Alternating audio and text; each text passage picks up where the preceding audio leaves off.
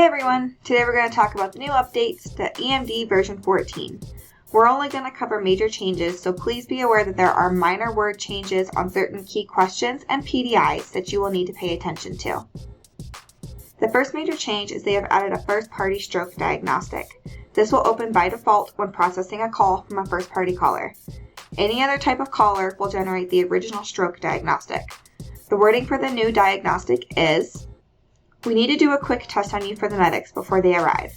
I want you to do the following things exactly as I tell you. Please put your phone on speakerphone. Are you ready?" Okay, now put one of your hands over your mouth and grin hard. Can you feel both sides of your mouth go up? Just one side. Okay, now I want you to raise both arms straight out in front of you and hold for a moment. Were you able to raise and hold both arms equally? I want you to say the following sentence. The early bird catches the worm. Please note that if a pre-existing speech or motor deficit is reported, we want to identify if it is suddenly worse than their normal. If it's not suddenly worse than their normal, we will record the answer as completely normal. There has been a new rule added to the aspirin diagnostic, and this will show up throughout protocol anytime it addresses chest pain. Rule 2 on the aspirin diagnostic says, use of the aspirin diagnostic and instruction tool may be considered when a patient reported to be not alert is known to be awake, talking, and responding, or functionally alert. Sips of water should only be provided upon patient request. The next update is in case entry in the Chief Complaint Selection Rules tab. It has been updated, so before there were lots of selection rules hidden throughout different protocols and the additional information sections. Now, all of those rules have been moved to this tab for easy reference. One of the biggest changes is Protocol 25 has had a complete overhaul. This used to be called Protocol 25 Psychiatric/Abnormal Behavior/Suicide Attempt. It has now been titled Protocol 25 Psychiatric Mental Health Conditions, Suicide Attempt, Abnormal Behavior. The first key question is to identify the type of incident. Mental health conditions has been added to the list. In additional information, they've added a definition to identify what mental health conditions are classified as. The scope of emotions, behaviors, and neurobiology relating to a person's mental well-being, affecting their ability to function in a multitude of environments and potentially the concept of self.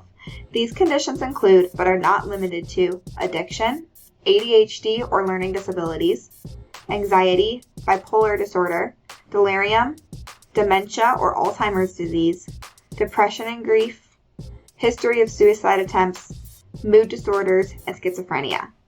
Please note that panic attack is not handled under this protocol. If they are reporting general anxiety asymptomatic, then this is the appropriate place. If they are reporting an attack, we must address the symptoms and go to the more specific chief complaint. Threatening suicide has been changed to intending suicide. The new definition reads, the expression of an intent to carry out a suicide plan without being actively involved in the event. These patients are distinguished from those with suicidal ideations in that they have a plan and active intent. The local response assignment should consider responder safety, especially if the patient is injured and or struggling to accept help. After going through all of the original questions that were on the old version of this protocol, you will see this key question, does this incident qualify for a crisis team/alternate response? This is agency defined, so make sure to be familiar with your agency's policies involving crisis intervention teams. Then you will see another key question. Carefully select your agency's chosen pathway.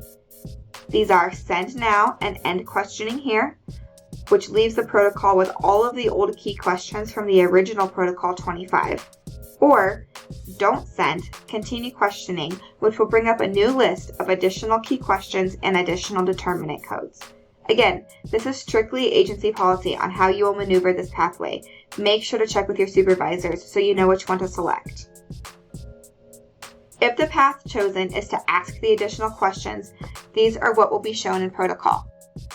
Does he have a history of mental health conditions? Has he ever had a confrontation with public safety responders? Does he have a safety plan in place? Has he recently had a change to or stopped taking any prescribed medications? Has he taken any medication or other substances today? The last major change is to the CPR instructions when the caller is not able to roll the patient onto their back and prone CPR is necessary. On panel C2, position patient, there is now a DLS link for unable to roll patient over, on belly, or prone. Instructions to try and roll the patient over will be given. Listen carefully and I'll tell you exactly what to do next. Kneel on the floor or ground next to them and push their arms straight against their side, only on the side you're on. Tell me when you've done that. Now with both of your arms, reach all the way across to the far side of their body and grab their far shoulder with your hand closest to the shoulder. Then, with your other hand on the far side, grab their belt or waistline closest to the floor or ground. Do you understand me so far? Now, pull them towards you as hard as you can. Don't worry about hurting them. Are they on their back now? If the answer is yes, protocol will continue with traditional CPR instructions. If no, it will try again to roll them over. Let's try this again. Put your knees on the floor and against their ribs. Now, with both of your arms, reach all the way across to the far side of their body and grab their far shoulder with your hand. Then, with your other hand on that far side, grab their belt or waistline closest to the floor or ground. Now pull them towards you as hard as you can. Don't worry about hurting them. Are they on their back now? If still no, we will do prone CPR. Don't worry, there is another way we can do this. Listen carefully and I'll tell you how to do CPR directly on their back. Place the heel of your hand on their back right between the shoulder blades, right over where the breastbone would be, if you could see it. Put your other hand on top of that hand. Pump the back hard and fast, at least twice per second and 2 inches deep. Let the back come all the way up between pumps. We are going to do this until help can take over. Count out loud so I can count with you. If multiple rescuers, remember to switch out rescuers after 200 compressions or if they are fatigued. And then the last change is to the AED instructions. When someone is sent to get the AED, but it is not yet with the patient, panel Z3A will now direct you to do CPR for at least 1 minute or 100 compressions while waiting for the AED. It says, I'm going to tell you how to do CPR now. And then there is DLS link options for perform CPR now or defibrillator now at scene.